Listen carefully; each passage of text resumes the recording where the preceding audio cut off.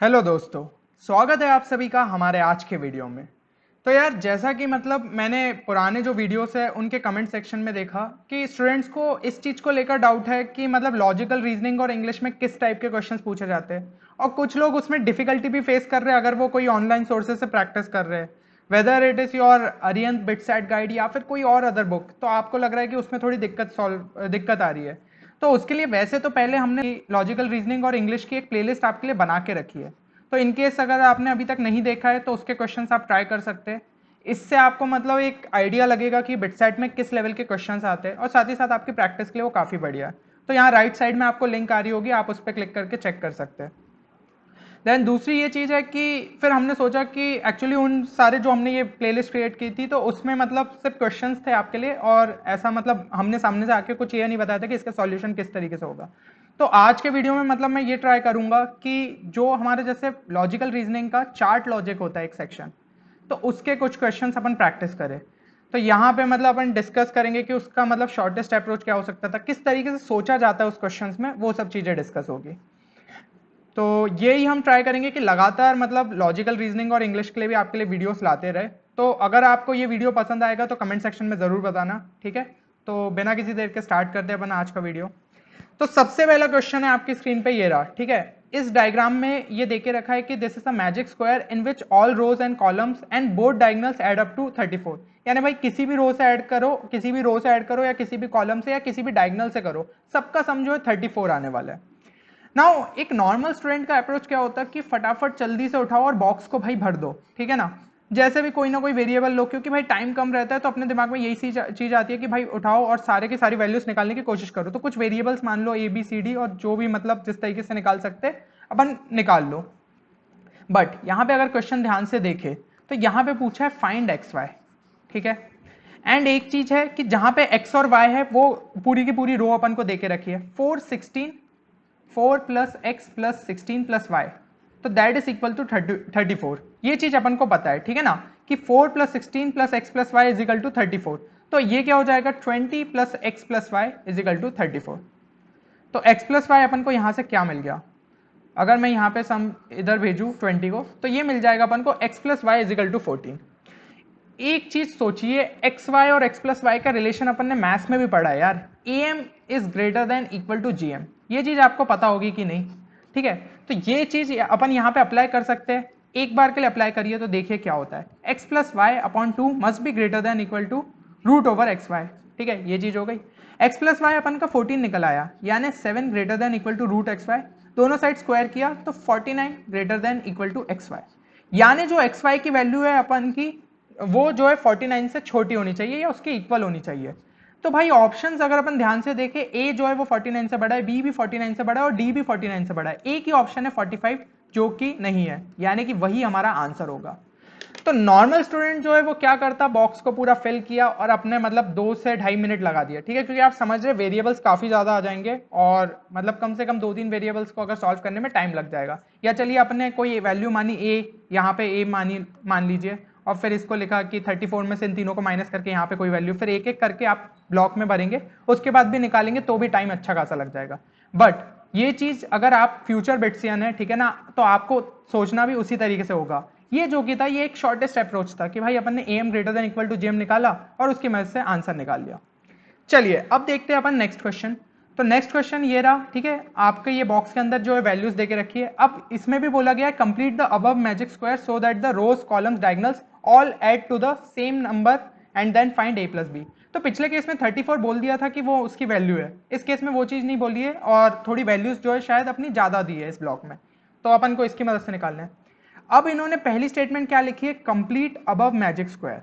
तो फिर से कोई भी नॉर्मल स्टूडेंट होता तो वो बोलता कि भाई बॉक्स तो भरना ही होगा, क्योंकि क्वेश्चन में लिखा है, ठीक है ना, कि भाई बॉक्स भरना है, तो सबसे पहले जाओ बॉक्स भरो और उसके बाद आंसर निकालो। पर क्या अपन ने लॉजिक लगाया यहाँ पे, बोला है कि रोज, तीनों रोज का सम और तीनों कॉलम्स का सम, तीनों रोज का सम, ठीक है, वो इक्वल है, और डायगोनल्स भी अपनी इक्वल है।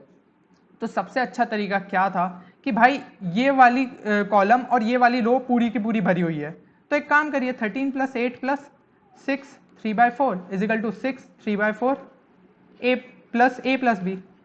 ये कैंसिल हो गया, ए प्लस बी मिल गया अपन को 21 एक स्टेप के अंदर, ठीक है। और ये तो मन ही मन कर लेते, ये लिखने की भी जरूरत नहीं थी, ठीक है ना। तो आंसर हो जाता अपना डी, नन। तो मतलब यार अपन को जो है अपना शॉर्टेस्ट अप्रोच पे जाना है, ठीक है ना। यहाँ पे मतलब अब उन्होंने लिख दिया कंप्लीट अबव मैजिक स्क्वायर, इसका मतलब ये नहीं कि जरूरी क्वेश्चन में भाई वो बॉक्स फिल करके ही अपन को आंसर निकालना है, तो ये चीज अपन को ध्यान रखनी है, ठीक है। नाउ नेक्स्ट क्वेश्चन आपकी स्क्रीन पे ये रहा, ठीक है। अब इसके अंदर कोई ऐसी इंफॉर्मेशन नहीं दी है, उसमें पूछा है कि एक वैल्यू को फाइंड करना है, पूरा एक बॉक्स दिया है। तो ऐसे क्वेश्चन में क्या करना रहता है कि चार्ट लॉजिक है, यानी कि अपन को कोई ना कोई लॉजिक ढूंढने की कोशिश करनी है कि ऊपर वाले या तो रोज के बीच में कोई लॉजिक होगा या कॉलम्स के बीच में लॉजिक होगा, इस तरीके से। तो अगर पहली रो अपन ध्यान से देखें तो 6 + 9 = 15 है, देन 8 + 12 ऑल्सो इक्वल टू 20, तो 4 + 6 ही जो है वो अपन को थर्ड वैल्यू देगा, तो वो क्या होगा, इक्वल टू 10, यानी कि अपना आंसर हो जाएगा ऑप्शन बी। तो इस तरीके से अपन को इस क्वेश्चन को अप्रोच करना चाहिए था, ठीक है। काफी सिंपल क्वेश्चन और इस टाइप के क्वेश्चन बिट सेट में पूछे भी जाते हैं। देन अपन नेक्स्ट इसमें बढ़ते हैं। तो अभी तक अपने ये स्क्वायर स्क्वायर वाली बात हो गई, ठीक है। अब हो सकता है फिगर थोड़ा सा चेंज हो जाए, अब इस टाइप का सर्कल दे दे। तो देखना वही है कि जहां पे पार्टीशन डला है ना, तो उन्हीं के बीच में कोई ना कोई रिलेशन बनेगा, ठीक है। इस तरीके से अपन को ढूंढने की कोशिश करनी है। तो अब 4, 5 और 1 ये अपना एक इस टाइप का पार्टीशन है, तो इनके बीच में एक रिलेशन ढूंढना है। एक तो चीज स्ट्राइक कर रही है कि 5 - 4 = 1 होता है, ठीक है। तो चलिए नेक्स्ट वाले सेगमेंट में देखते हैं क्या ये चीज फॉलो हो रही है। यहाँ पे देखिए तो 7, 3, 64, तो भाई 7 - 3 तो 4 देता है, जबकि यहाँ तो 64 दिया है। लेकिन एक चीज अब अपन को स्ट्राइक करने लग गई कि 5 - 4 = 1 दिया था और 7 - 3 = 4 दिया था। यहाँ पे 4 की जगह 64 दिया है, जो कि है 4 का क्यूब, ठीक है ना। तो 4 का क्यूब 64, ऐसे ही अगर 1 का क्यूब करे तो इक्वल टू 1। बाकी इसमें भी चेक कर लीजिए, 11 - 8 क्या हो जाएगा, 3 हो जाएगा। तो 3 का क्यूब क्या है, 27, यानी कि लॉजिक यही लग रहा है। तो 8 - 2 = 6, 6 का क्यूब क्या हो जाएगा, 216। तो ऑप्शन डी जो है वो अपना सही आंसर होगा, ठीक है। नाउ नेक्स्ट क्वेश्चन पे बढ़ते हैं। तो अब नेक्स्ट क्वेश्चन में फिर से थोड़ा फिगर चेंज हो गया है, अब स्टार दे दिया है, लेकिन लगना वही है। पार्टीशन जहां पे दिया है उस हिसाब से अपन को कोशिश करनी है। तो इस टाइप से एक फिगर है, ऐसे करते करते फिगर से तो इन दो के बीच में ही कोई रिलेशन होगा, ठीक है ना। ये चीज अपन सोच सकते हैं। अगर वहां से मतलब यही अपन को चीज दिख रही है, ठीक है ना, इस तरीके से सारे पार्टीशन बन सकते हैं। तो ध्यान से देखें तो ये क्या हो रहा है, 3, 4, 18, 19, 5, 6, ठीक है। तो सबके सब मतलब इस तरीके से अपने नंबर दिए, कॉन्सिक्यूटिव नंबर्स दिए। तो 3, 4, 18, 19, 5, 6। तो एक चीज आप देख रहे हैं, पहले मतलब इसमें 3, 4 से अगर अपन स्टार्ट करें तो छोटे से जब अंदर की साइड गए तो छोटे से बड़ा गया टर्म, फिर अंदर से बाहर आए, ठीक है, फिर बाहर से अंदर गए, फिर अंदर से बाहर आए, फिर बाहर से अंदर गए। तो अब क्या करेंगे, अंदर से बाहर जाएंगे, यानी यहां पे टर्म कौन सा आ जाएगा, अपना 14। तो इस तरीके से अपन को ये क्वेश्चन सॉल्व करना था, ठीक है। तो मतलब क्वेश्चंस में कुछ ना कुछ लॉजिक ढूंढने की कोशिश करनी पड़ती है। जो गिवन नंबर है उनके बीच में पहले एक लॉजिक सेट करिए, उसको चेक करिए कि क्या ये लॉजिक जो है आगे वाली सीरीज में भी कंटिन्यू हो रहा है। अगर कंटिन्यू हो रहा है तो फाइनल आंसर अपन उसके बेसिस पे निकाल सकते हैं। नाउ नेक्स्ट जो क्वेश्चन है वो आपका ये रहा स्क्रीन पे, ठीक है। तो अब इस क्वेश्चन को अपन को किस तरीके से सॉल्व करना था। तो यहाँ पे आपको सबसे पहले एक चीज अगर नोटिस करें कि ऐसा पार्टीशन अपन को अलग से नहीं दिख रहा, बट ये इस तरीके से फिगर अगर बना है तो हो सकता है कि इसके और इसके बीच में कोई रिलेशन हो, या इसके बीच में भी रिलेशन हो सकता था, ठीक है। तो अपन यहाँ पे चेक करते हैं, सबसे पहले डायगोनल वाले एक बार चेक कर लेते हैं। तो ये क्या हो जाएगा, 101 + 15, वो क्या दे रहा है अपन को, 116। अपन सब चीजें चेक करनी पड़ेगी, सम डिफरेंस, ठीक है, उसकी मदद से अपन को ये आंसर आएगा। 35 + 43 क्या हो रहा है, तो दैट इज इक्वल टू 78। अच्छा, 116, 78 से अपन 38 कैसे ला सकते हैं। तो एक बार सोचेंगे तो 116 - 78 करें तो क्या 38 मिल रहा है। अगर मैंने यहाँ पे इन दोनों का डिफरेंस करा तो हाँ, इसका तो भाई अपन को डिफरेंस 38 मिल रहा है, यानी कि ये लॉजिक शायद सेट सही हो रहा है। तो अब अपन के इसका आंसर के लिए ट्राई करते हैं। तो ये क्या हो जाएगा, 48 + 184, तो इसका अपना सम क्या हो जाएगा, 222, ठीक है ना, सॉरी 232 हो जाएगा, ठीक है, 232 हो गया। 56 + 34 क्या हो जाएगा अपना, तो 56 + 34 दे दिया अपन को 90। अब इन दोनों का बस डिफरेंस कर लीजिए, तो 232 - 90 क्या हो जाएगा अपना, 142, यानी कि अपना ऑप्शन बी जो है वो सही आंसर हो जाएगा। तो इस तरीके से अपन इस क्वेश्चन को सॉल्व कर सकते थे। तो जैसा फिगर दिया हुआ है ना, उसके बीच में अपन को रिलेशन बनाने की कोशिश करनी कि नंबर्स के बीच में क्या रिलेशन बन रहे हैं। नाउ नेक्स्ट क्वेश्चन आपकी स्क्रीन पे ये रहा। तो अब इस क्वेश्चन में क्या लॉजिक लगना चाहिए था, देखिए ऐसे में मतलब अपन को पूछी गई है वैल्यू, तो अपन ट्राई करते कि कॉलम्स के बीच में हो सकता है कोई रिलेशन बन रहा हो, ठीक है ना। या फिर अगर कॉलम से बात नहीं बनेगी तो फिर अपन रोज पे भी देख सकते हैं। तो 2 1 3 36। भाई एक चीज समझ में आ रही है, 2 + 1 + 3 क्या हो जाएगा 6, और 6 का स्क्वायर जो है वो 36 दे रहा है। तो क्या ये लॉजिक दूसरे में बैठ रहा है? 0 + 4 + 3 7, 7 का स्क्वायर होता 49, बट वहां 91 आया, तो लॉजिक यहाँ पे फेल हो गया। कुछ और सोचते हैं। अब क्या सोच सकते हैं अपन कि 2 प्लस समथिंग। अब स्क्वायर वाला एक बार चीज अपन ने सोची, तो एक काम करते कि हो सकता है इनके सारे के स्क्वायर करने पे ही ऐड हो रहे हो, 2 स्क्वायर + 1 स्क्वायर + 3 स्क्वायर। पर ये अपन को समझ में आ रहा है कि ये कितना हो जाएगा, 4 + 1 + 9, वो भी 36 नहीं दे रहा है। तो एक ट्राई करते हैं कि भाई क्यूब करके देखते हैं, क्यूब का समेशन 2 क्यूब + 1 क्यूब + 3 क्यूब। तो ये चीज क्या हो जाएगी, 8 + 1 + 27 विच इज इक्वल टू 36। ठीक है, तो ये चीज मेरे दिमाग में और कैसे स्ट्राइक करी, क्योंकि 1 + 2 + 3 जो आया था वो अपना 6 आया था। ठीक है, यानी कि इसका फॉर्मूला क्या होता है, n × n + 1/2। ठीक है, लेकिन यहाँ पे दिया है 36 वैल्यू, तो इसका अगर मैं स्क्वायर करूं, ये किस सीरीज का समेशन बनता है, 1 क्यूब + 2 क्यूब + 3 क्यूब। इसलिए मेरे दिमाग में ये चीज स्ट्राइक करी कि भाई अपन हो सकता है क्यूब वाले समेशन हो। तो अपन दूसरे में चेक करके देखते हैं, 0 + 4 + 3 क्यूब, तो ये क्या हो जाएगा, 0 क्यूब + 4 क्यूब + 3 क्यूब, 64 + 27, या इट इज इक्वल टू 91। यानी कि भाई अपना लॉजिक सही बैठ रहा है, तो बस फाइनल वैल्यू अपन निकाल सकते हैं, 4 क्यूब + 2 क्यूब + 1 क्यूब। तो ये क्या हो जाएगा, 64 + 8 72, 72 + 1 गिव्स अस 73। यानी कि ऑप्शन डी जो है वो अपना सही आंसर हो जाएगा। यहाँ थोड़ा सा मिसप्रिंट है, तो ऑप्शन डी जो है वो अपना सही आंसर हो जाएगा।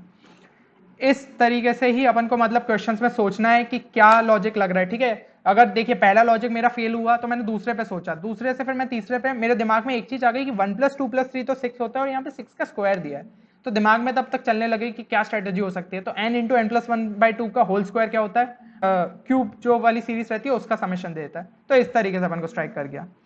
चलिए तो अब नेक्स्ट क्वेश्चन देखते हैं।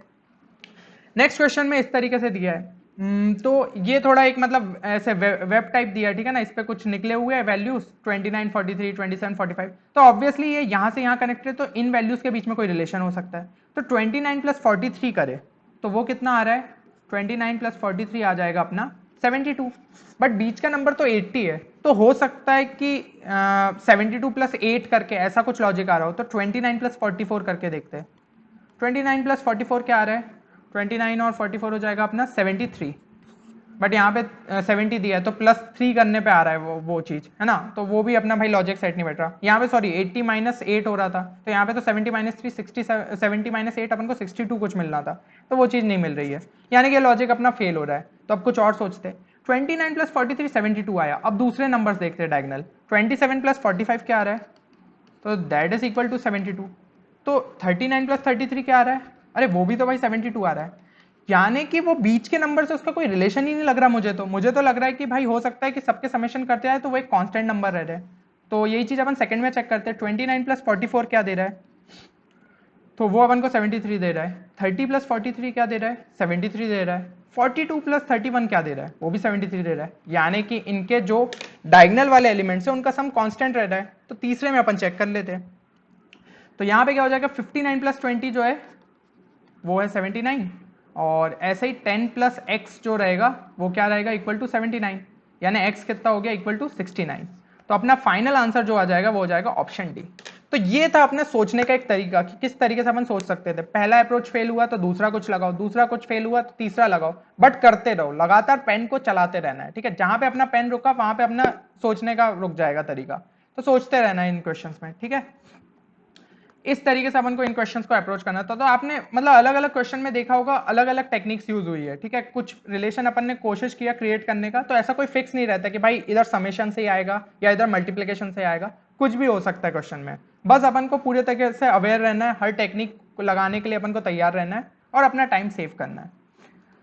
तो अब दो क्वेश्चंस मैंने आपके लिए DIY दिए। ठीक है, इनके आंसर आप कमेंट सेक्शन में लिखिए, तो ये चीज हो जाएगी। और DIY प्रॉब्लम 2 है, तो इन दोनों क्वेश्चंस के आंसर आप लिखिएगा। ठीक है, फर्स्ट का भैया मतलब जो भी ऑप्शन है और सेकंड का जो भी ऑप्शन है उस तरीके से। ठीक है, तो ये ए तो मैंने ऐसे ही बोल दिया, मुझे भी नहीं पता क्या आंसर है। ठीक है, तो आप एक बार इन दोनों क्वेश्चन को ट्राई करिएगा।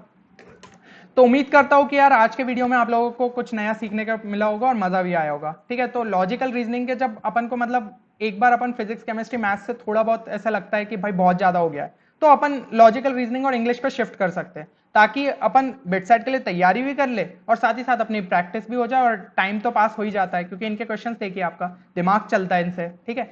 तो इस टाइप के आप क्वेश्चंस और प्रैक्टिस कर सकते हैं, जो भी आपके पास रिसोर्स है आप उनसे कर सकते हैं। अगर आपको हमारे कुछ रिसोर्सेज यूज करने हैं तो आप हमें मेल कर सकते हैं, तो हमारे पैकेज में है लॉजिकल रीजनिंग और इंग्लिश के लिए भी कुछ, तो वो हम आपको प्रोवाइड कर सकते हैं।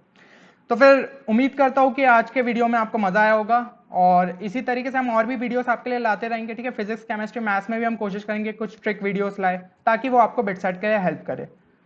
तो मिलते हैं फिर अगले वीडियो में किसी एक नई ट्रिक, स्ट्रेटेजी या कॉन्सेप्ट के साथ। तब तक के लिए आप लोग अपना ख्याल रखिए और अपनी प्रिपरेशन जोरों शोरों से करते रहिए। #बिटसेट फोड़ेंगे।